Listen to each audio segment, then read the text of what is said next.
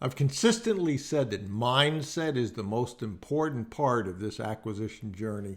And I want to give you an example, a couple examples of that today. The first is an email I received. I'm not going to say who this is from, but it's from a mentee. Bruce, I'm embarrassed and don't want to talk about it. I'm too old to be indecisive of my life goals. My self-esteem has taken a hit, and I don't need a lot of time on our call tomorrow. So, the first thing I told this person was, you are not alone. A lot of people feel that way. And mindset is, as I said, incredibly important.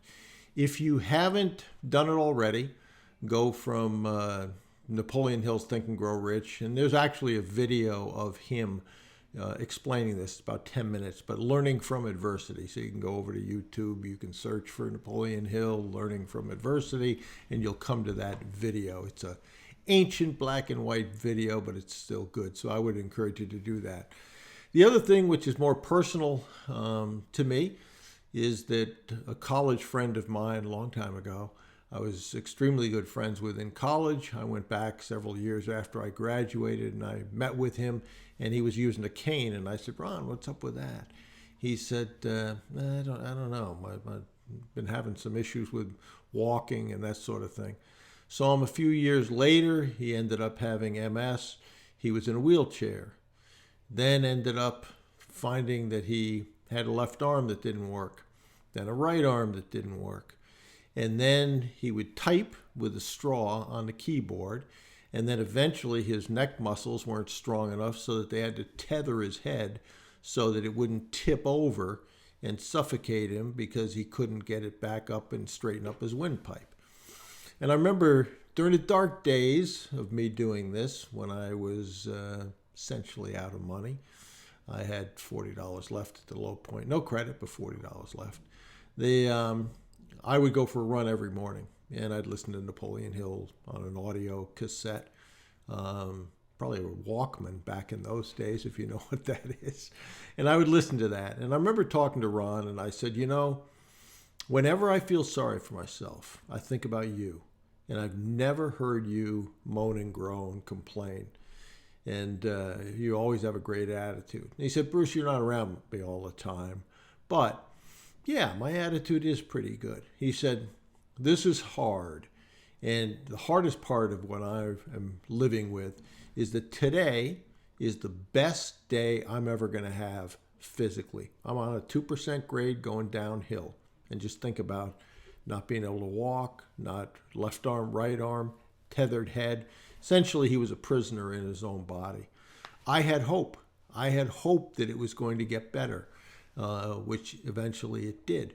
So much of this is how you look at your situation, how you value what you have. Spend some time in gratitude. Think about how far you've come.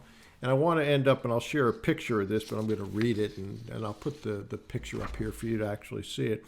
But this is Benjamin Hall, who is a Fox News reporter. He was embedded in Ukraine, and he and his embedded team got blown up by a bomb. And he said, and there's a picture you'll see right here, to sum it up, I've lost half a leg on one side and a foot on the other.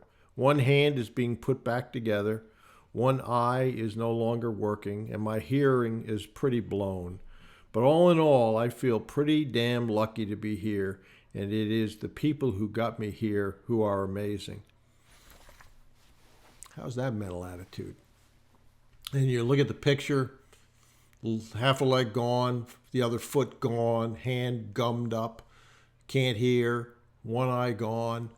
And he probably is going to, because the photojournalist that he was with and the brand new journalist both died, so he's probably got survivor's guilt as well. But look at his mental attitude in the situation he's in. So I would encourage you to go study Adversity Lesson by Napoleon Hill. Think about what you've already done that you've accomplished, and then think about and keep your mind on what you want and off what you don't want.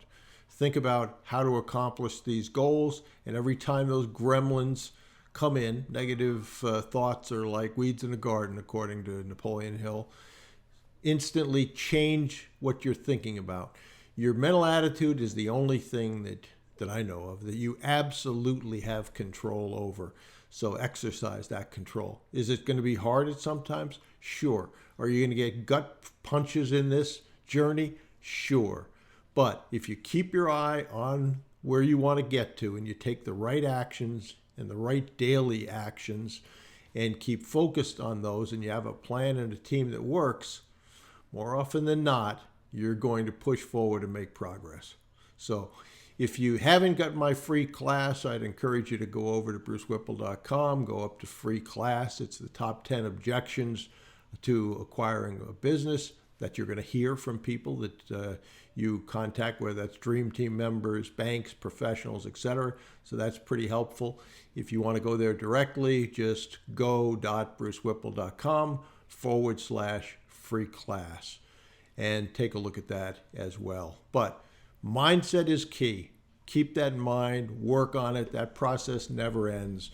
But think of the examples that you just heard on mindset and how you look at the circumstances that you're in and how you adjust your mindset to them.